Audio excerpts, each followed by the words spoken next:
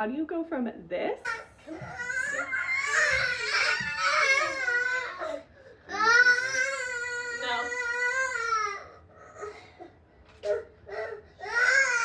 to this? Really quick. There's going. When we go down, thing that you gotta go over to down. There's one thing that will so quickly take you from the first to the second video with your toddler if you're trying to teach them how to regulate, you're trying to prevent and calm down tantrums.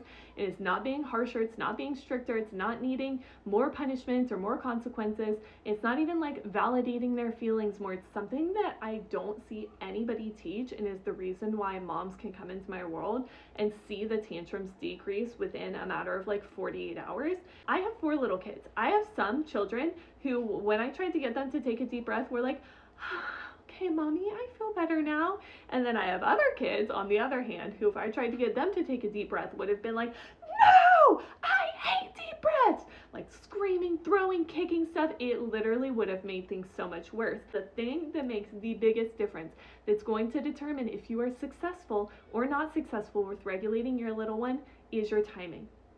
That's it. It's your timing. Some little kids like deep breaths. Some little kids want to throw beanbags. Some little kids need really deep hugs and squeezes and deep pressure. I talk about all of those options in my calm down framework, but the thing that will make or break this, that will get your little one to regulate or go further into dysregulation, throwing, hitting, screaming, crying, is your timing.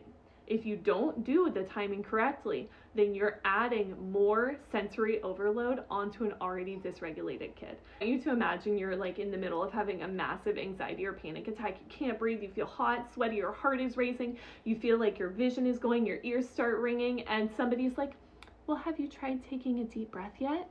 You'd be like, no, that's not gonna help, okay? But if you had noticed you're starting to get a little anxious 20 minutes before, and you had worked through some breathing exercises or regulating yourself to prevent the panic attack, that would have made a huge difference, and it would have actually worked. It's the same thing with our little kids. So talk about the timing inside of the calm down framework and exactly when to use different strategies depending on the cycle of dysregulation that your little one is in. And that is what's going to make the biggest difference. And that, when you start to implement, is where you're going to see a shift in behavior within days or weeks, instead of dealing with tantrums that continue like this huge outburst for the next months or years.